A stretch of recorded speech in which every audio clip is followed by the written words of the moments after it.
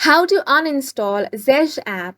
Hi guys, welcome to our channel. Let's begin. In this video, I will guide you how you can remove Zedge application from your device.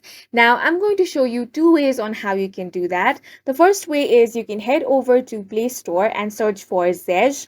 Now, over here you have the uninstall button. Go ahead and tap on uninstall. It's going to ask you for confirmation. Tap on the uninstall option and the Zedge app will be successfully uninstalled. Or you can also tap and hold on the Zedge app on your Android device. Then you have the option of uninstall. Go ahead and tap on that. Now it's going to ask you for confirmation. If you are sure you want to delete the Zedge application, go ahead and tap on the OK option. As soon as you do that, Zedge application will be successfully uninstalled. If in the future you want to again install this application, simply head over to Play Store, search for Zedge and tap on the install button. And that's it for this video. If you found it helpful, please make sure to hit the like button and subscribe for more videos like this.